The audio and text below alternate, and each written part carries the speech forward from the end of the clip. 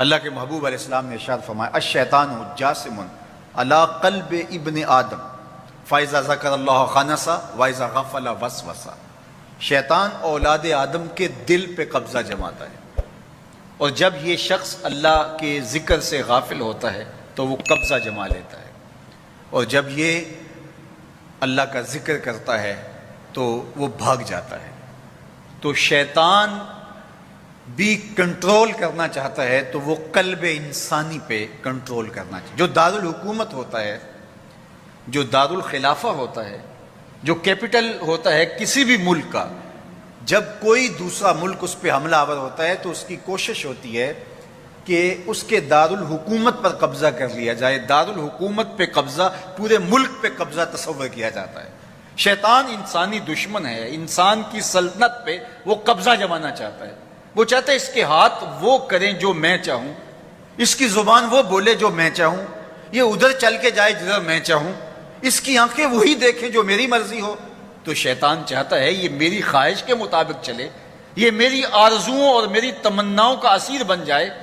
اور یہ میری ہی مرضی کے مطابق زندگی گزارے۔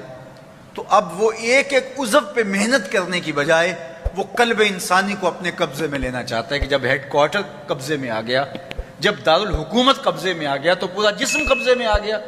پھر دل پاپی بن گیا، دل مجرم بن گیا، دل گناہ سے لتھڑ گیا، دل بدکاریوں کا منبع و مصدر بن گیا، تو پھر زبان سے خیر کا کلمہ تو نہیں نکلے گا،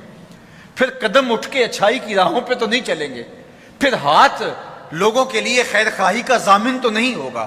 پھر زبان سے سچ اور صداقت کے شگوفے تو نہیں پھوٹیں گے، پھر یقیناً اعضائے بدنیاں بدکاریوں کا سبب و ذریعہ بنیں گے۔ تو وہ قلب انسانی پہ جو ہے وہ قبضہ جمانے کی کوشش کرتا ہے۔ اب اس کا طریقہ کیا بتایا؟ میرے حضور نے فرمایا فائزہ ذکر اللہ خنسا، جب یہ اللہ کا ذکر کرتا ہے تو شیطان بھاگ جاتا ہے، وائزہ غفل وسوسہ، اور جب یہ غفلت میں مبتلا ہوتا ہے تو شیطان وسوسہ اندازی کرتا ہے۔ ایک حدیث میں آتا ہے کہ شیطان محاذ قلب سے، یہ دائیں پہلو میں، انسان کے بائیں پہلو میں گوشت کا ٹکڑا ہے جسے دل کہتے ہیں، اور دل کے بالکل محاذ پیچھے پشت کی جانب سے جہاں دل ہے تو اس کی جانب سے شیطان اپنی سونڈ داخل کرتا ہے۔ یہ وہی جگہ ہے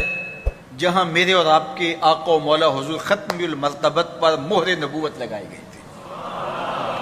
علامہ نبہانی علیہ رحمہ نے جواہر البہار فی فضائل النبی المختار کے اندر لکھا کہ حضور کی مہر نبوت محاذ قلب پہ لگانے کی من جملہ حکمتوں میں سے ایک حکمت یہ بھی تھی کہ شیطان اثر انداز نہ ہو سکے۔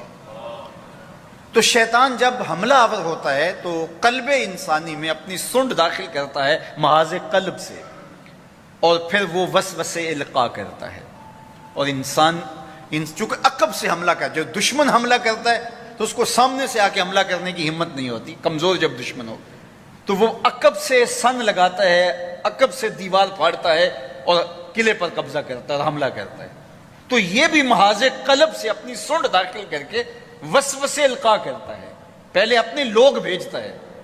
پہلے اپنے جاسوس بھیجتا ہے، پہلے اپنے غدار بھیجتا ہے، اور وسوسہ القاء کرنے کے بعد پھر وہ انسانی قلب پر اپنا قبضہ جما لیتا ہے۔ جب پورا قبضہ انسانی بدن پر، انسانی قلب پر اس کا ہو جاتا ہے تو پھر پوری سلطنت انسانی، پوری سلطنت حیات، پھر بدن انسانی اس کے قبضے میں آتا ہے، پھر جو چاہتا ہے وہ کرتا ہے، چونکہ یہ اس کے قبضے میں ہوتا ہے۔ اب اس کا طریقہ کیا بتایا؟ میرے اور آپ کے آقا و مولا حضور ختم المرتبت نے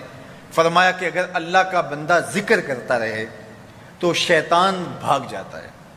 اور اگر اللہ کا ذکر چھوڑ دے تو یہ وسوسہ اندازی کرتا ہے۔ تو جب تک دل ذکر کے نور سے معمور رہے تو شیطان حملہ آور نہیں ہو سکتا۔ تو اللہ کے ذکر سے دلوں کو منور کیجئے، ہر لمحہ اللہ کے ذکر کے نور سے